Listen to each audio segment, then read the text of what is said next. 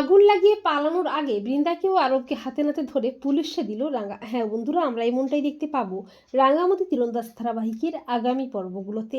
বসুবাড়ির সবাই মিলে আনন্দে মেতে ওঠে। অপরদিকে রাঙা ও রাঙার মা টগরমণি প্ল্যান করতে থাকে কিভাবে ডায়েরিটা উদ্ধার করে সম্পদগুলোর হদিশ পেয়ে সেগুলো আরবের হাত থেকে রক্ষা করা যায়। রাঙা বুঝতে পারে না ডায়েরিটা কোথায় আছে, কার কাছে আছে। এরই মধ্যে অবন্তিকা রাঙাকে ফোন করে বলে, আমি আপনার সঙ্গে দেখা করতে চাই, ডায়েরিটা আমার কাছেই আছে।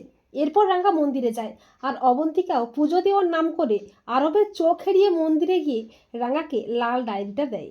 অপরদিকে ডায়েরিটা কোথাও না পেয়ে প্রচণ্ড ক্ষেপে যায় আরব। আরব বলে, আজকে সন্ধ্যার পর রাঙামতির বাড়িটা পুড়িয়ে দেব। বৃন্দাকে বাড়ি থেকে বেরিয়ে যেতে বলে। বৃন্দা তার ব্যাগপত্র গুছিয়ে ব্যাগটাকে ফেলে দেয় ওপর থেকে। এরপর বৃন্দা বেরিয়ে যায়। তবে বৃন্দাকে দেখে সন্দেহ হয় রাঙার মনে। এরই মধ্যে সত্যজিৎ রাঙাকে ফোন করে বলে, আরব ও তার লোকজনেরা বাড়িতে আগুন লাগিয়ে দেবে সন্ধ্যার মধ্যে। রাঙা বুঝতে পারে বৃন্দা ও চক্রান্তের সঙ্গে জড়িত। রাঙা রুদ্রমূর্তি নিয়ে ছুটে যায় বৃন্দাকে হাতে নাতে ধরতে। বৃন্দা চলে যাওয়ার আগে বৃন্দাকে হাতে নাতে ধরে ফেলে রাঙা। রাঙা বলে, কি রে বড় বৌদিদি, তুই এতটা অমনস হয়ে গেছিস যে যে বাড়িটাতে তুই থাকিস সেই বাড়িটাকে তুই পুড়িয়ে ফেলতে চাইছিস? তুই এতটা লোভী? তোর ব্যবস্থাটা পরে করছি, আগে শয়তানটাকে সাহায্য করি। এরপর আরব ও তার দলবল যখন আগুন লাগাতে আসে, তখন রাঙা আরবকে আচ্ছা করে তীর দিয়ে সাহায্য করে পুলিশের হাতে তুলে দেয়। তো বন্ধুরা, তোমরাও এটাই চাও তো যে আগুন লাগিয়ে পালানোর আগে বৃন্দাকেও আরবকে হাতে নাতে ধরে যেন পুলিশে দেয় রাঙা? কমেন্ট করে এক্ষুনি জানিয়ে দাও তোমাদের মতামতটি।